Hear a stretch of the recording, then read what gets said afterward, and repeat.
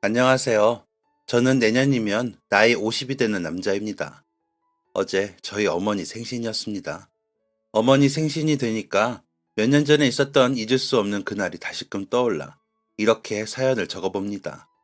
세상에 얼마나 선한 사람이 많은지 다시 한번 느낄 수 있었던 그날을 여러분과 함께 나누겠습니다. 저는 경기도 부천에서 태어나고 자랐습니다. 어머니 아버지 두 분 다 이쪽 토박이셨습니다. 집이 잘 살진 않았지만 회사에서 인정받으며 차근히 진급을 하시던 아버지와 미용실을 운영하시던 어머니 밑에서 행복하게 자랐습니다. 부모님이 사랑 표현이 넘치는 분들이셨어요. 두 분 다 저한테 사랑을 많이 주셔서 외동이어도 외로운 줄 모르고 넘치는 사랑을 받으며 자랐습니다. 외할머니 댁이 근처에 있어서 어머니랑 할머니 댁에도 자주 놀러가고 아버지랑 아버지 친구분들이랑은 같이 배 타고 낚시도 나가보면서 재밌게 부모님과의 추억을 쌓았습니다. 딱 8살 때까지요. 딱 8살 때까지만 그렇게 행복했습니다. 저 국민학교 들어가고 어머니가 경찰서에 가게 되신 일이 있었습니다. 저는 학교 끝나고 할머니 집에서 놀고 있었는데 어머니 연락받고 둘 다 놀라서 한 걸음에 경찰서까지 뛰어갔습니다. 어머니가 머리를 자르다가 손님 목덜미에 상처를 냈나 봐요. 그것 때문에 그 손님이 신고를 했고요. 평소 미용실 단골인 어머니랑 친한 아주머니였습니다. 아니, 이런 적이 한두 번이어야지. 요새 이상하다니까? 동네에서 요즘 여기 미용사 기술이 별로라고 소문이 자자해요, 아주. 그런데 하다하다 상처를 내? 이거 어쩔 거냐고요? 죄송합니다. 갑자기 손목이 좀 아파서. 맨날 그놈의 손목 타령. 손목이 아프면 병원에 가던가 미용사를 그만둬야지. 사람 목에 상처나 내고 말이야, 응? 야단이 나도 제대로 야단이 났구나 싶었습니다. 어머니는 고개를 푹 숙이고 죄송하다고만 하셨고 할머니도 얼른 가서 사과를 했습니다. 경찰관 아저씨들도 고의로 그런 게 아니라 사고니까 병원비 정도만 받는 게 어떻겠냐며 그 아주머니를 달래셨죠.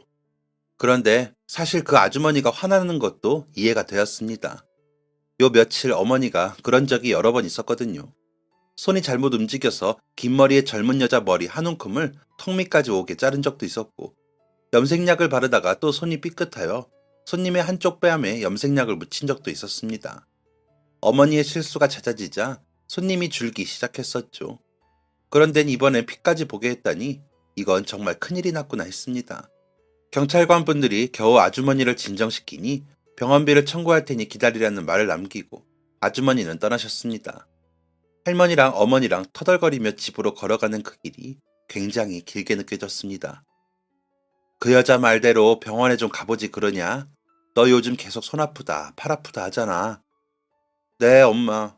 안 그래도 한번 가보려고요. 어머니는 며칠 뒤에 병원에 가셨습니다. 그리고 그 다음날 이번엔 아버지랑 함께 큰 병원에 가셨습니다. 그리고 루게릭병이라는 진단을 받았습니다. 운동신경세포가 파괴되어 몸도 못 쓰고 말도 어눌해지고 그러다 결국 죽음을 맞이하는 병. 저희 어머니가 그 병이랍니다. 아버지는 있는 인맥, 없는 인맥 동원해서 루게릭병에 대해 잘 아는 사람이 있는지 찾아다녔고 어머니는 맨날 우셨습니다. 그때부터 저는 거의 할머니 댁에서 지내게 되었습니다. 루게릭병은 약도 없습니다. 치료도 없답니다. 그저 수명을 조금이나마 연장해주는 약물을 맞거나 합병증을 예방하는 게 최선이라고 했습니다. 어머니의 죽음을 준비하라는 그 말과 다를 것이 없었던 그 말은 우리 가족을 좌절하게 만들기에 충분했습니다. 어머니는 하루는 살아보려 애쓰다가, 하루는 그냥 죽고 싶다 울부짖다가, 또 하루는 노력하다, 또 무너지다를 반복했습니다. 한창 관심과 사랑이 많이 필요한 8살에게 어머니의 그런 모습은 그저 버겁기만 했습니다. 덩달아 마음이 불안해졌습니다. 그래서 저는 어릴 때 정서가 굉장히 불안한 아이였습니다. 무언가에 집중하기 어려웠고 다리 떨기, 손톱 물어뜯기 등의 부산스러운 버릇이 참 많았습니다. 어머니의 증세가 심해질수록 저의 불안도 심해졌습니다. 오른팔이 아프셨던 어머니는 젓가락질을 못할 만큼 팔과 손을 쓸 수가 없으셨고 말이 점점 어눌해지셨고 나중엔 걷지도 못하게 되셨습니다. 그리고 루게릭병 판정을 받고 3년 뒤 어머니는 돌아가셨습니다. 저는 그때부터 할머니 댁에서 지냈습니다. 아버지가 계셨지만 아버지가 어머니 돌아가시고 정말 많이 힘들어 하셨습니다. 할머니는 제가 차마 그런 모습을 보게 할 수 없어 저를 데려가셨습니다. 그리고 어머니 돌아가시고 3개월 뒤에 아버지는 집에서 극단적인 선택을 하셨습니다. 그렇게 저는 부모님을 잃었습니다. 많이 불안정하던 제 마음은 할머니와 지내며 점차 나아졌습니다. 사실 어릴 때는 그 슬픔을 감당할 수가 없어 많이 힘든 적도 있었지만 제가 운다고 부모님이 돌아오지 않는다는 것을 알았습니다. 너무 빨리 철이 들어버렸습니다. 초등학생 땐 학교에서 맨날 다리 떠는 애, 수업 시간에 혼자 돌아다니는 애였던 제가 중학생 때는 반에서 제일 인기가 많은 학생이 되었습니다. 중학교 3년 내내 인기 투표로 줄곧 반장을 했을 정도였죠. 부모님은 안 계셨지만 어릴 적 부모님한테 받은 사랑 덕분에 그리고 저를 정성과 사랑으로 키우신 할머니 덕분에 제 안에는 사랑이 많았습니다. 그리고 그걸 나눌 줄 아는 아이였죠. 그 덕에 친구가 많았습니다. 부모님 없는 외로움을 친구들과 어울리며 달랬습니다. 그리고 저한테는 부모님과 다름없는 할머니가 있었으니 괜찮다고 생각했고요. 하지만 할머니는 아마 저를 키우시며 많이 힘드셨을 겁니다. 사실 애 하나 키우는데 돈이 웬만큼 많이 드는 게 아니잖아요. 그렇다고 할머니가 그때 직장을 다니셨던 것도 아니었고요. 할머니가 작은 문방구 하나 운영하셨거든요. 여느 학교 앞에나 있는 그런 작은 문방구요. 문방구에서 도화지 50원, 지우개 200원 이렇게 팔아서 얼마나 버셨겠어요. 새내고 혼자 지내시는 데에는 탈없이 지내셨던 건데 제가 있으니 아마 돈 들어갈 게 많아 고민이 이만저만이 아니셨겠죠. 그래서 한 번도 뭐 해달라고 한 적이 없습니다. 초등학교 고학년 때는 친구들하고 학원에 다녀보고 싶어서 상담을 받으러 간 적이 있었습니다. 제가 할머니가 바빠서 못 오신다고 얼마인지 알려달라고 하니까 엄청 비싸더라고요. 깜짝 놀라서 후다닥 학원에서 나왔습니다. 그 이후로 학원 가고 싶다는 생각도 안 했었죠. 상호야, 우리 오락실 가자. 내가 지난 주말에 사촌 형들이랑 갔다 왔는데 엄청 재밌어. 내 게임 실력 보여줄게. 가자. 중학생 때부터는 애들이 오락실 같은 곳 다니더라고요. 저도 가보고 싶었지만 가면 돈을 써야 하니까 바쁘지도 않은데 바쁘다는 핑계 대면서 안 갔습니다. 아주 가끔 쫓아가서는 벌벌 떨며 동전 넣고 게임 한 판 하고는 애들 하는 것만 구경을 했습니다. 준비물 살 돈도 한 번 받은 적이 없었습니다. 왜냐면 할머니가 문방구를 하시니까 웬만한 준비물은 다 문방구에서 가져올 수 있잖아요. 최대한 할머니한테 짐이 안 되려고 노력했습니다. 저 때문에 힘드시면 저한테 사랑을 안 주실까 봐요. 그래서 제가 싫어지면 이 세상에서 저를 사랑하는 가족은 아무도 없는 거니까 그건 너무 슬플 것 같았습니다. 저희 할머니 문방구를 기준으로 오른쪽엔 초등학교, 가운데 길로 가면 중학교, 왼쪽으로 올라가면 고등학교가 있었거든요. 그 동네에 계속 살던 애들은 초, 중고를 모두 그쪽으로 가니까 자그마치 12년 동안 같은 문방구를 가게 된 셈이었습니다. 심지어는 초등학생 자녀를 둔 부모님들 중에도 학창시절에 저희 할머니 문방구 단골이셨던 분도 계셨죠. 눈이 오나 비가 오나 심지어는 방학에도 할머니의 문방구는 열려 있었습니다. 저희 할머니는 일명 문방구 할머니로 불렸습니다. 그리고 저는 문방구집 손자였죠. 저도 할머니와 덩달아서 동네에서 꽤나 유명한 아이가 되었습니다. 그렇기에 중학교 3학년이 되고 할머니가 아프기 시작하셨을 때부터 친구들이나 선생님들, 길에서 만나는 사람들까지 다 할머니의 안부를 물었습니다. 자, 애들아, 1교시부터 미술이니 좋지? 다들 준비물 가져왔니? 아참, 상호야, 할머니 괜찮으시니? 어제도 문방구 안 열었다고 친구들이 그러더라. 아, 네. 오늘도 문방구 문 닫으셨어요. 기침을 많이 하셔서. 할머니가 그때 기침도 많이 하시고 식사도 잘 못하실 정도로 힘드셨습니다. 그래서 문방구 문을 닫는 날이 갈수록 많아졌는데 그런 날이면 학교 애들이 준비물을 못 사서 선생님들한테 혼나기 바빴습니다. 저희 문방구가 문을 닫으면 저 멀리 있는 큰 문방구까지 가야 했거든요. 다른 반 친구들까지 저한테 찾아와서 하소연 아닌 하소연을 했더랬죠. 야, 상우야, 나 오늘 각도기 못 사서 수학 선생님한테 엄청 혼났다. 상우야, 혹시 할머니 내일도 문 안 여신대? 나 며칠째 샤프심하고 지우개도 못 사고 있는데 큰일이네. 상우야, 우리 곧 체육대회인 거 알지? 하드보드지랑 코팅지는 너네 문방구가 제일 싼데 어떡하지? 친구들의 하소연을 듣고 있자니 고민이 되었습니다. 무슨 방법이 없을까 고민하던 중 그냥 내가 문방구를 지키면 어떨까 하는 생각이 들었습니다. 어차피 아침에 애들 등교하기 전까지만 지키고 있다가 문 닫고 저도 등교하면 되는 거고 학교 끝나고 나서도 저는 아무 데도 안 가니까 다시 문방구 지키고 있으면 되지 않을까 했죠. 그럼 애들도 준비물 사서 좋고 저는 할머니 대신해서 돈을 벌 수 있어서 좋으니까요. 그때부터 저는 문방구를 지키게 되었습니다. 그리고 그때부터 맨날 학교 지각을 했더랬죠. 꼭 그런 애들 있잖아요. 등교 시간 다 되어서 헐레벌떡 문방구 뛰어와서 준비물 사는 애들이요. 야, 상호야, 도화지 8절, 얼른! 야, 너 이제야 오면 어떡해? 미안. 나 오늘 준비물 안 사가면 미술 선생님한테 진짜 죽어. 빨리 가자, 빨리. 아휴, 빨리 뛰어. 그래서 항상 학교에 지각을 할 수밖에 없었죠. 저 한 번도 지각이나 결석을 해본 적이 없었거든요. 그런 애가 지각을 밥 먹듯이 하니 선생님들이 처음에 사춘기냐며 혼내셨는데 나중에 사정을 알게 되신 후로는 다 이해해 주시고 화도 안 내셨습니다. 우리 문방구 사장님 오늘도 늦으셨네요. 죄송합니다 선생님. 아닙니다. 아침부터 돈 버느라 고생하셨을 텐데 얼른 앉으시죠. 그렇게 중학교를 졸업했습니다. 제가 사는 집이 문방구 바로 뒷골목이었습니다. 그러니 초등학교는 문방구 오른쪽에 있는 곳 다녔고 중학교는 문방구 앞에 있는 곳 갔고 고등학교도 당연히 문방구 왼쪽에 있는 곳으로 가게 되었죠. 고등학생이 되어서도 제 삶은 변함이 없었습니다. 여전히 저는 남들보다 2시간 일찍 일어나서 문방구에 나갔고 학교에 제일 늦게 도착을 했습니다. 그때 중학교 같이 다녔던 애들이 대부분 다 같은 고등학교를 갔습니다. 그러니까 제가 어떤 사정이 있는지 다들 알고 있었죠. 고등학교 가는 첫날이었습니다. 매년 3월 2일이 되면 베테랑이시던 할머니도 정신을 못 차릴 정도로 바쁘셨습니다. 방학 동안 필기구를 준비하고 못한 애들이 그날 전부 모이거든요. 문방구의 대목이라면 대목일 수 있는 그날을 혼자 감당하려니 보통 힘든 게 아니더라고요. 정신없이 몰아치는 손님들을 상대하고 학교로 달렸습니다. 교실에 들어가니까 아침에 문방구에서 저를 보고 간 친구들이 웃으면서 저를 반겨주었습니다. 어이, 문방구 사장님, 이제 오시네? 야, 상호야, 엄청 바빠 보이던데 괜찮냐? 야야, 담임 선생님이 완전 화났어. 그때였습니다. 칠판에 성함을 적으시던 여자 선생님이 뒤를 돌아보셨고 저를 보고는 기다란 막대기로 교탁을 내리치셨습니다. 너 뭐야? 입학식부터 늦는 놈이 어딨어? 아, 죄송합니다. 설렁설렁 들어와서는 그게 죄송한 태도야? 너 김상호 맞지? 네, 맞습니다.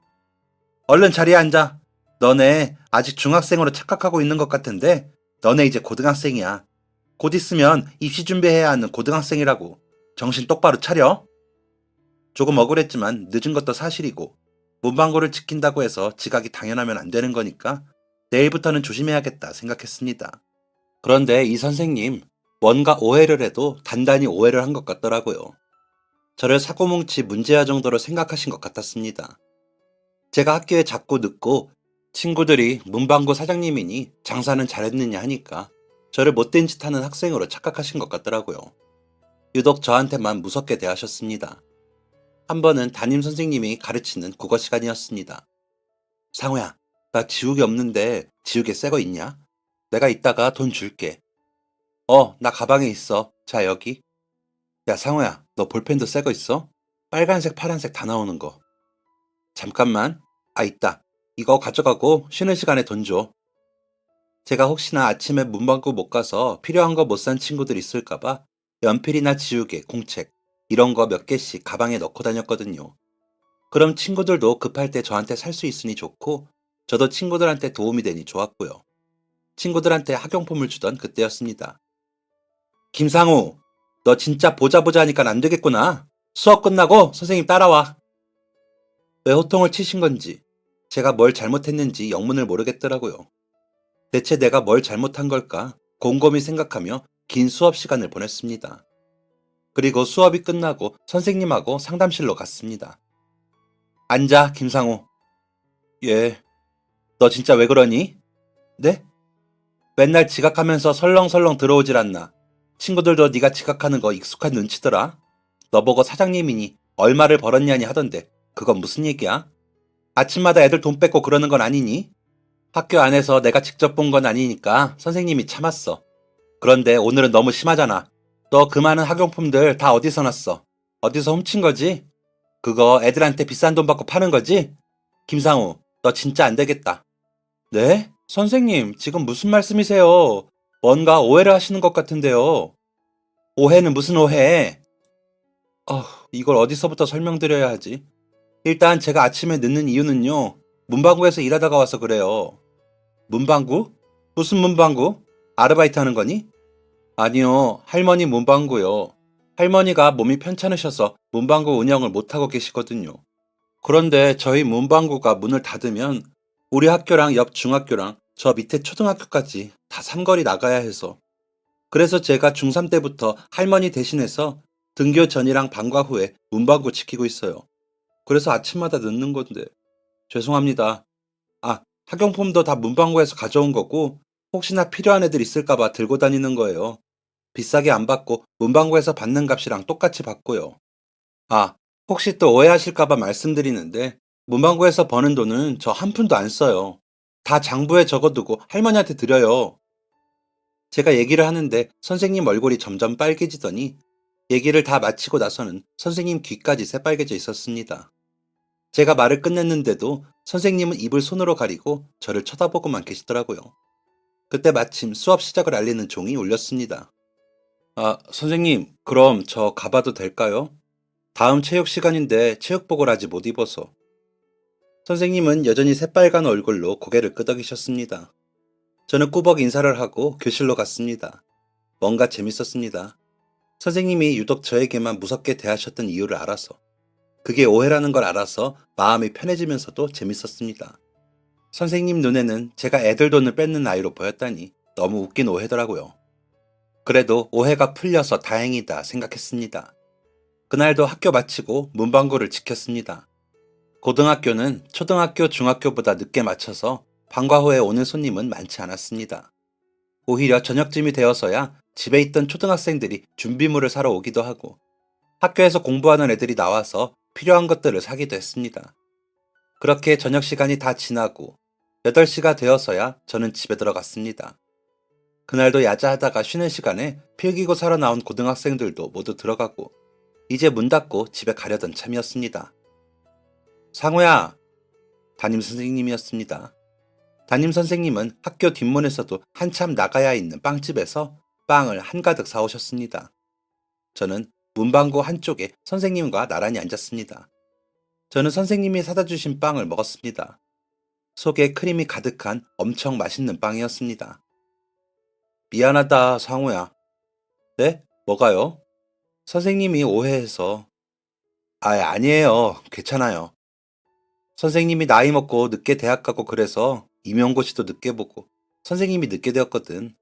여고에서 몇 년 있다가 이번에 여기 학교 와서 처음 담임하는 건데 다른 선생님들이 하도 여고에 있다가 공학 오면 힘들 거라고 해서 부담이 좀 있었나 봐. 그래서 더 물러 보이지 말아야지 하는 생각도 했고 네가 인상도 좋고 성격도 시원시원한 것 같은데 하도 지각하고 그러니까 아쉬운 마음이 있었는데 내가 단단히 오해했네. 미안하다 상우야. 선생님이 진심으로 사과할게. 아니에요. 저도 생각해봤는데 오해하실 수도 있겠다 했어요. 저도 지각 안 하도록 더 노력했어야 했는데 죄송해요.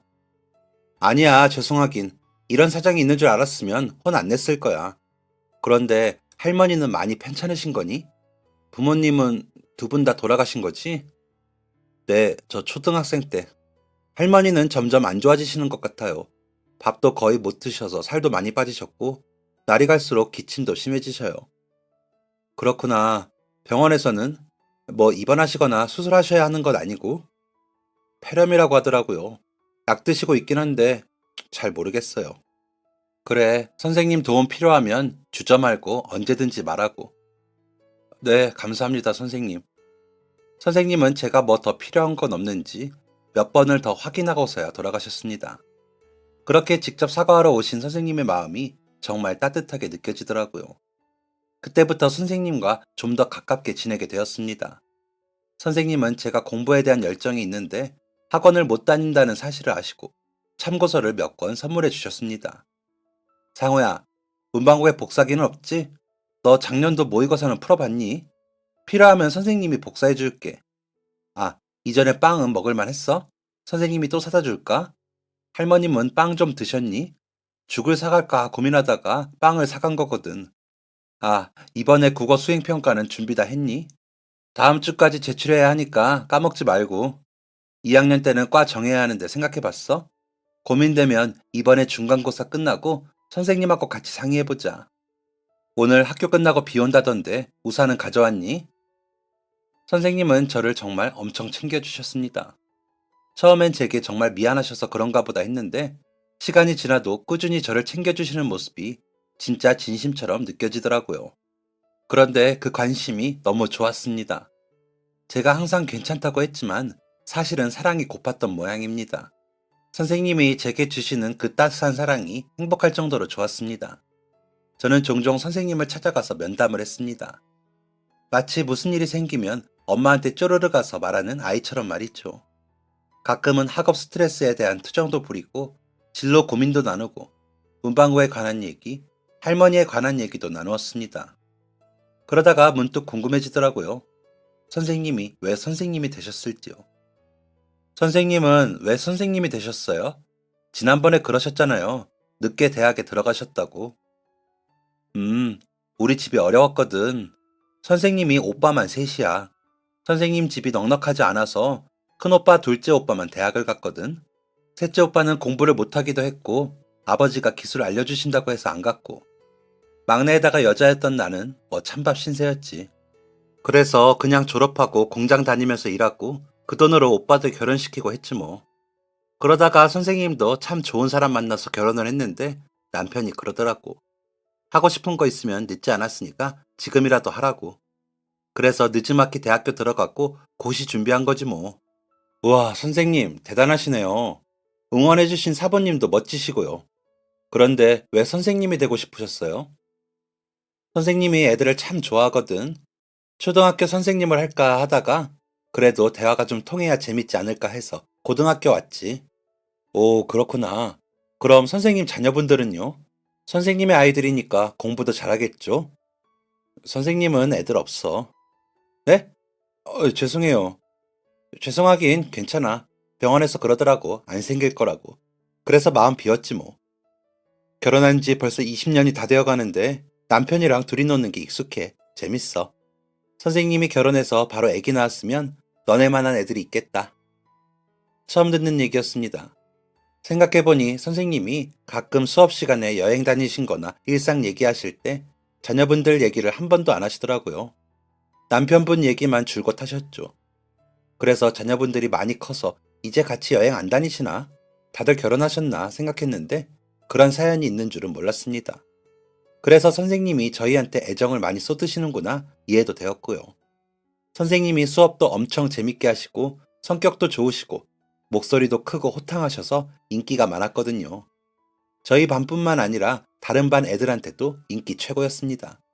저희 반에서 국어 안 좋아하던 애들이 많았는데 다들 국어 좋아하게 되었고 저희 반이 1학년 첫 시험 때 뒤에서 2등이었거든요. 그런데 선생님이 수업 더 즐겁게 해주시고 좋은 기운 많이 주시니까 학급 분위기도 좋아지고 다 같이 공부하는 분위기 형성되면서 2학기 때는 시험 2번 다 1학년 전체 1등 했습니다. 선생님이 저희한테 애정을 주시는 만큼 저희도 선생님에 대한 애정이 아주 컸죠. 그렇게 시간이 지나 2학기가 되었습니다. 여름이 끝나고 가을이 시작되면서 날씨가 추워지니 할머니의 병세는 점점 심해졌습니다. 병원에선 더 이상 해줄 수 있는 게 없다며 고개를 저었습니다. 막상 할머니의 끝을 의사 선생님께 듣고 나니까 마음이 착잡해졌습니다. 학교에서도 문방구에서도 집에서도 길에서도 많은 생각에 잠겼습니다. 할머니가 돌아가시면 나는 이제 어떻게 살아야 하는 걸까? 고아가 되는 거겠지? 집은 어떻게 되는 거지? 수도나 전기세는 어떻게 하는 거지? 문방구도 팔아야 하는 걸까? 학교는 계속 다닐 수 있을까? 막막하기만 한 미래에 대한 걱정이 끝도 없었습니다. 상호야, 몇 번이나 불렀는데 왜 대답이 없어?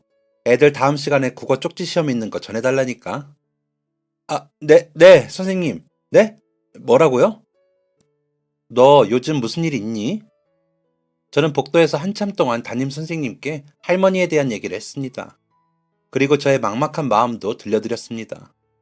그렇게라도 누군가에게 말하지 않으면 머리가 터질 것 같았거든요. 그리고 제 얘기를 들어주는 사람이 선생님이라면 조금 더 속편히 털어놓을 수 있을 것 같았고요. 제 얘기를 다 들으신 선생님이 말씀하셨습니다. 상호야, 혹시 괜찮으면 선생님이 할머님을 좀 만나도 괜찮겠니? 저는 알겠다고 했습니다. 그리고 선생님은 그 주 주말에 저희 집에 찾아오셨습니다.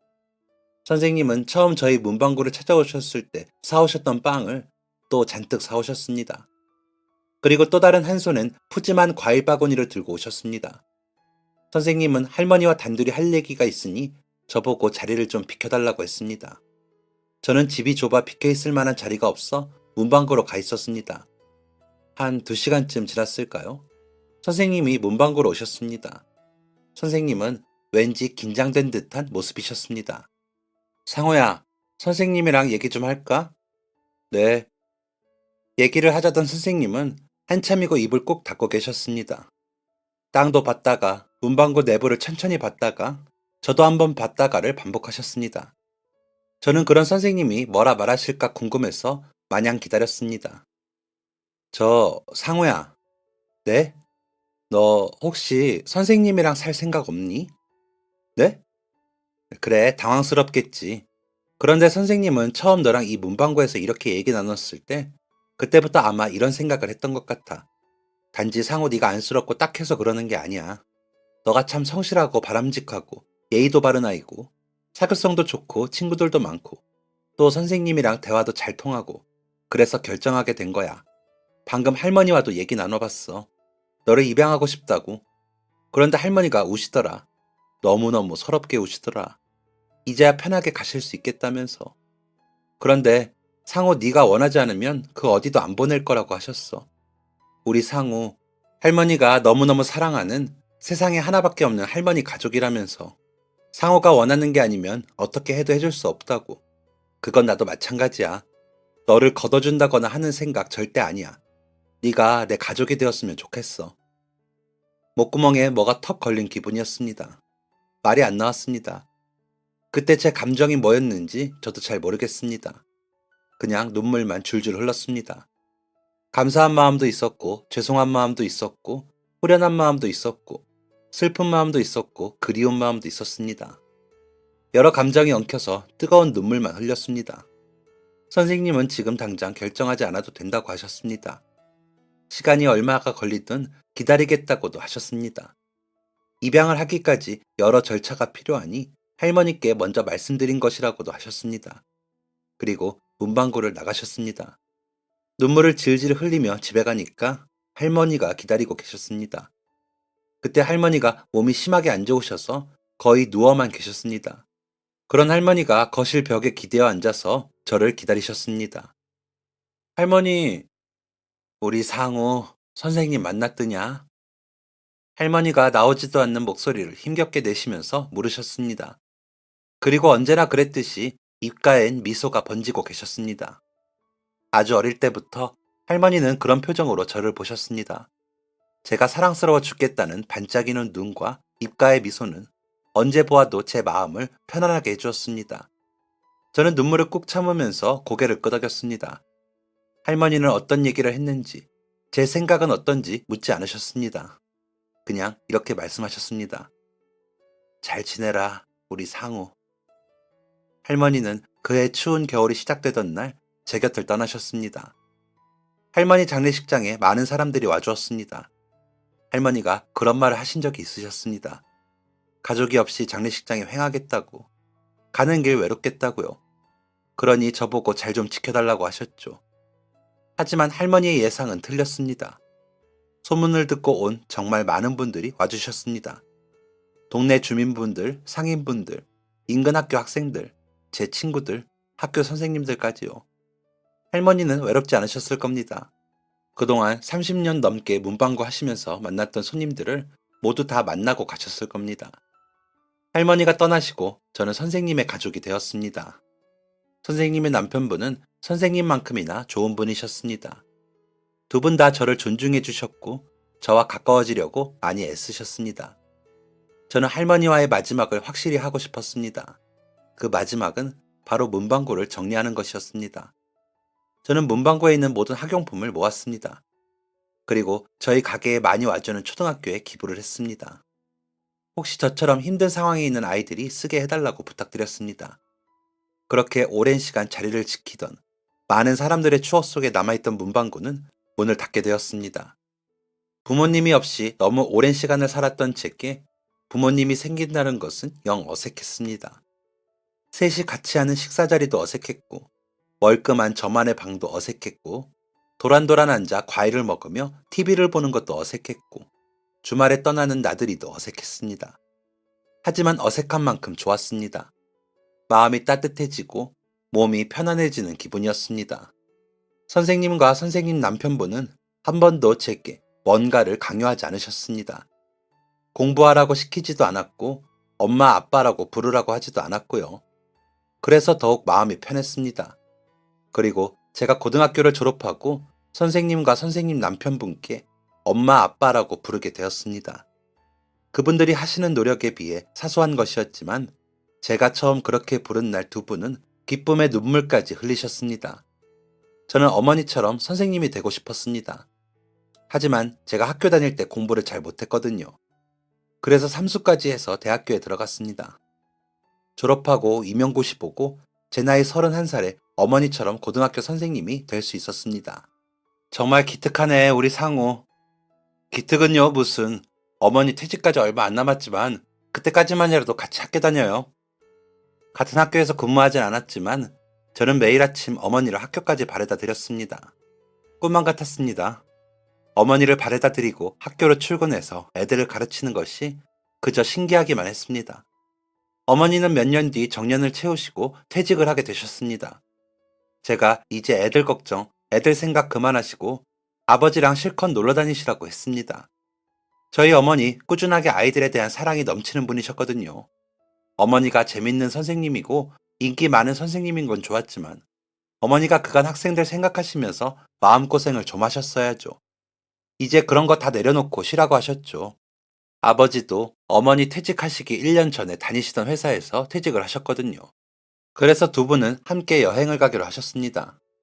저를 가족으로 받아주신 뒤로는 줄곧 젖까지 함께 여행을 했으니 두 분이서 여행하시는 건 10여 년 만이셨죠.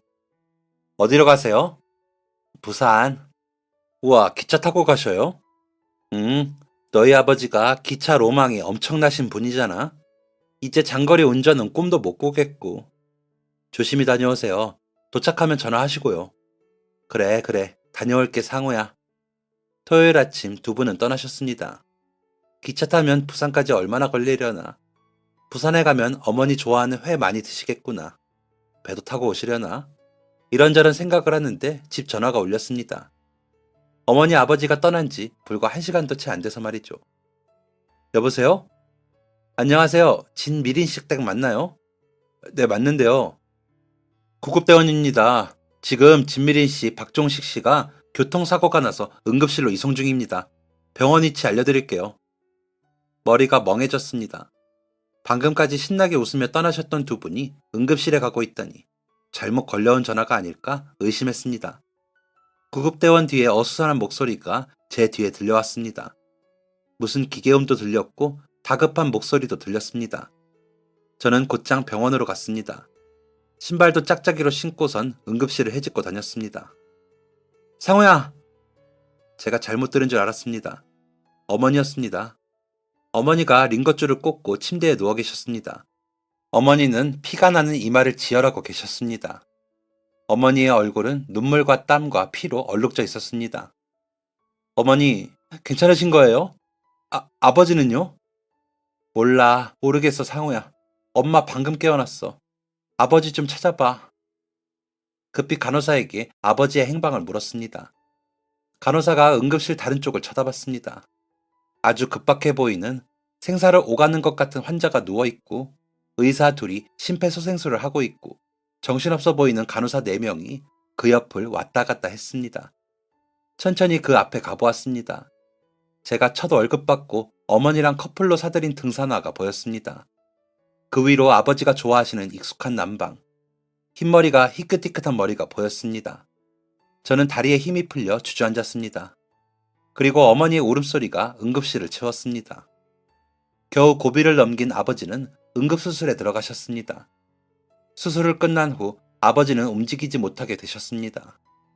침대에 누워서 겨우 말씀하시고 고개도 못 돌리고 눈알만 움직이며 세상을 보게 되셨습니다.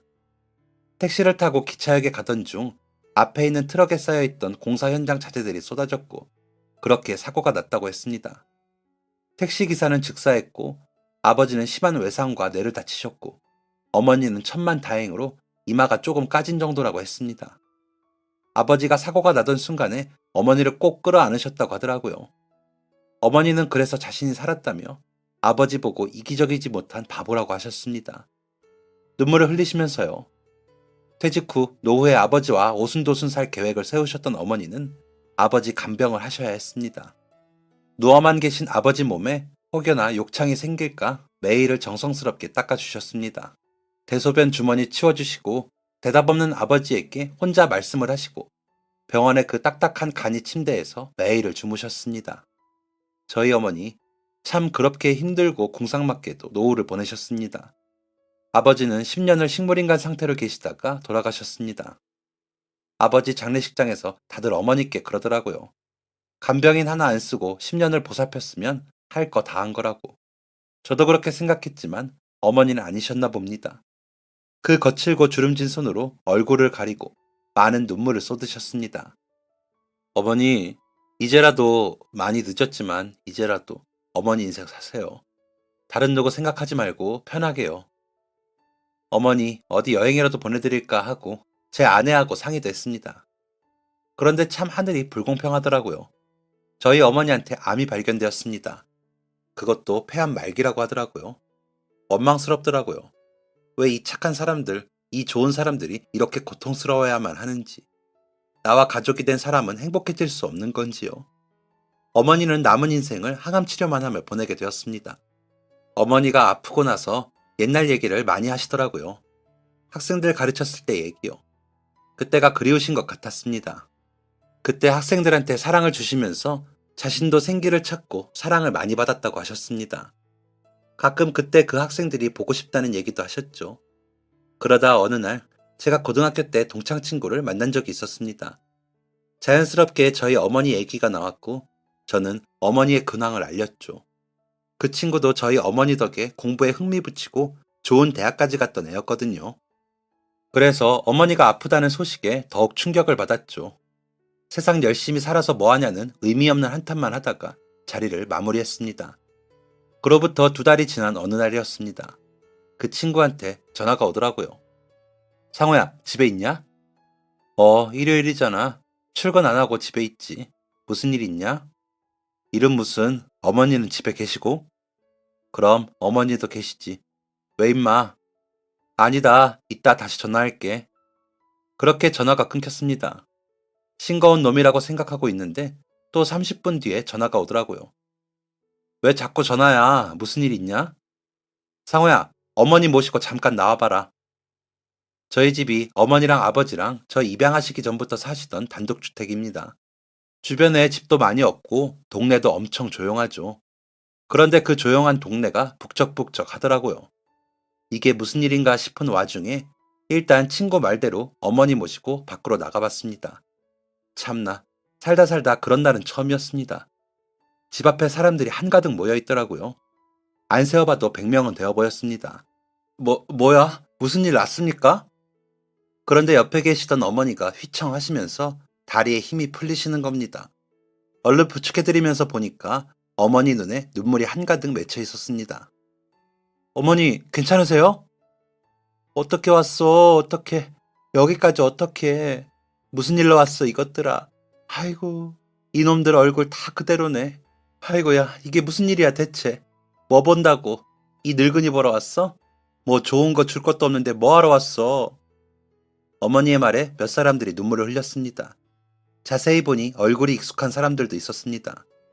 학교에서 본 것 같기도 하고, 문방구에서 본 것 같기도 하고, 또 어머니가 보여주신 다른 학교 사진에서 본 것 같기도 하고요. 그날 저희 집에 찾아온 사람들은 모두 어머니가 가르친 학생들이었습니다. 제가 동창한테 얘기를 전한 걸 동창이 다른 친구들한테 전하게 되었고, 그러다 그 전에 계시던 학교에도 소문이 퍼지고 저희 학교 다음으로 가셨던 학교, 또 마지막에 계셨던 학교까지 소문이 난 겁니다. 왜 네이버 밴드라고 있잖아요. 모임 공지사항 같은 거 올릴 때 쓰는 거요. 소문 들은 사람들이 동창 밴드에 많이 올렸다고 하더라고요. 저희 어머니 아프시니 만나러 가보자고요. 그 의견을 제 동창놈이 모았고 날을 정해 모두 함께 오게 되었답니다. 그래서 스승의 날을 앞둔 주말 아침에 모두 찾아오게 된 거였죠. 어머니는 정말 행복해 보이셨습니다. 세월이 흘렀는데도 학생들 이름을 다 기억하고 계시더라고요. 저는 제 동창 친구에게 정말 고맙다고 했습니다. 그러니까 그 동창이 그러더군요. 선생님이 너무 좋은 분이셔서 모두 선생님을 보고 싶은 마음에 온 거야. 다른 지방에 살던 사람들도 엄청 많아. 선생님이 아프시다는데 당연히 달려와야지. 그만한 사랑을 주신 분이잖아. 이거 얼마 안 되지만 여기 모인 사람들끼리 조금씩 보탠 거야. 선생님 치료비에 보태서 써주라. 선생님 외롭지 않게 잘 지켜줘서 고맙다, 상호야. 친구는 제게 두툼한 봉투를 3개나 내밀었습니다. 저는 친구가 내미는 봉투를 거절하지 않았습니다. 거절할 자격이 없었습니다. 이건 저희 어머니를 위한 것이었으니까요. 오로지 어머니만을 위해 사용하고 남은 금액은 모두 기부를 해야겠다 마음먹었습니다. 그날 그렇게 큰 만남이 이루어지고 벌써 4년이라는 시간이 흘렀습니다. 말기암으로 수술도 못하시고 고통스러운 항암만 하셨던 저희 어머니, 의사가 1년도 힘들 거라고 했던 저희 어머니, 지금 너무 잘 지내고 계십니다. 여전히 가르쳤던 학생들을 추억하시면서 하루하루 건강하게 지내고 계십니다. 의사가 그러더군요. 이건 기적이라고요. 네, 저도 이건 기적이라고 생각합니다. 그리고 그 기적은 바로 저희 어머니가 이루어내신 거고요. 앞으로도 어머니께 많은 사랑드리며 건강히 모시고 잘 살겠습니다. 기적은 끝나지 않았으니까요. 지금까지 사연 들어주셔서 감사합니다. 사연이 재밌으셨다면 구독과 좋아요를 눌러주세요. 감사합니다. 안녕.